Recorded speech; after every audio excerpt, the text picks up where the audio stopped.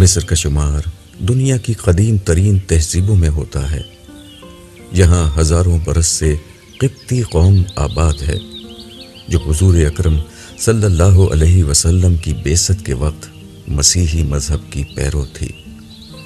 عربوں نے اس خطے کو حضرت عمر رضی اللہ عنہ کے دور میں فتح کیا، جس کے بعد یہ قوم جو صرف مذہب میں نہیں بلکہ تہذیب، ثقافت، زبان اور رسم و رواج ہر اعتبار سے عربوں سے مختلف تھی، عرب کلچر کا ایک حصہ بن گئی۔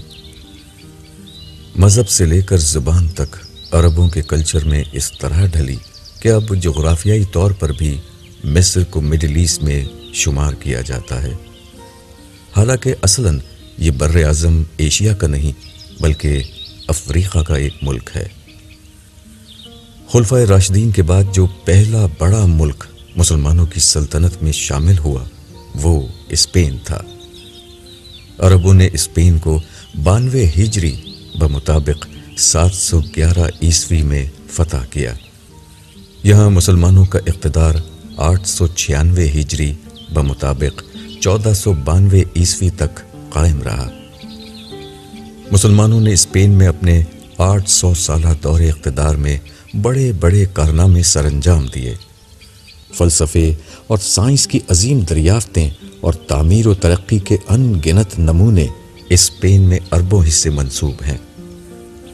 وہ کئی اعتبار سے دنیا بھر کے مسلمانوں سے آگے تھے۔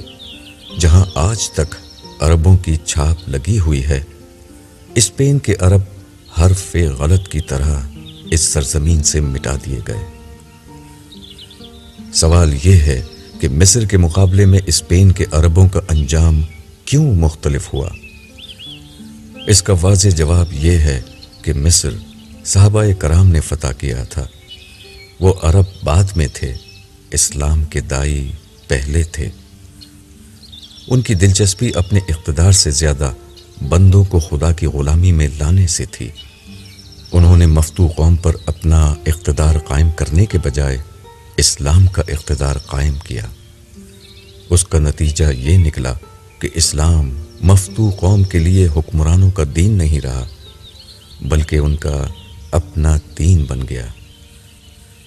یہ تبدیلی اس مقام تک پہنچی کہ ہزاروں برس سے قائم قبطی تہذیب آج ماضی کی تاریخ کا ایک واقعہ ہے، اور دنیا مصریوں کو عالم عرب کے ایک اہم حصے کے طور پر پہچانتی ہے۔ ابو یحییٰ